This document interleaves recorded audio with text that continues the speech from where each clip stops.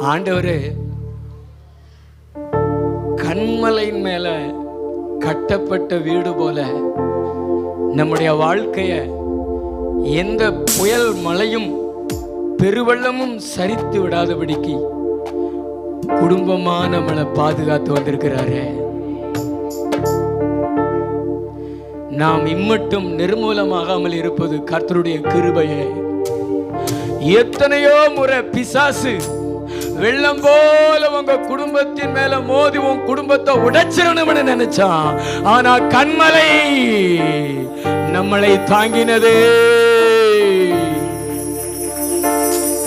ஆனா நீங்க உணர்வில்லாம ஆராதிக்கிறது போல உணர்ற ஒரு நன்றி உள்ள இருதயத்தோடு உன் பிள்ளைகளை காப்பாற்றினாரு, உன் கணவரை காப்பாற்றினாரு, உன் மனைவியை பாதுகாத்தாரு. பிரிந்து போக நினைச்ச அந்த குடும்பத்தை பிரிந்து விடாம கையில பிடிச்சுக்கிட்டாரு. எத்தனை அருமையான தெய்வம்! இந்த தெய்வத்துக்கு நீங்க எப்படி ஆராதனை செய்யணும்? இதை விட பிரம்மாண்டமாவில் ஆராதனை செய்யணும்.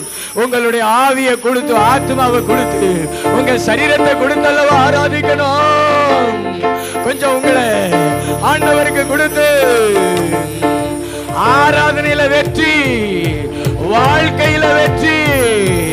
நீ ஆராதனையில ஜெயிச்சுட்டீனா உன் வாழ்க்கையில ஜெயிச்சிருவ, உன் எதிர்கால வாழ்க்கையில ஜெயிச்சிருவ. ஓலபா சலபல பல.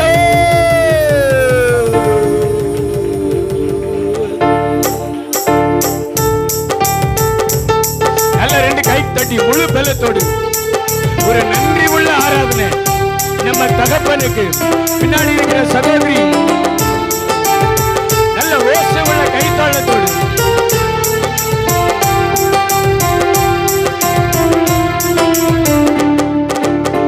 தடுக்கின நேரத்தில் தயவு தந்தீரே, ஒதுக்கப்பட்ட என்னையும் தூக்கி எடுத்தீரே.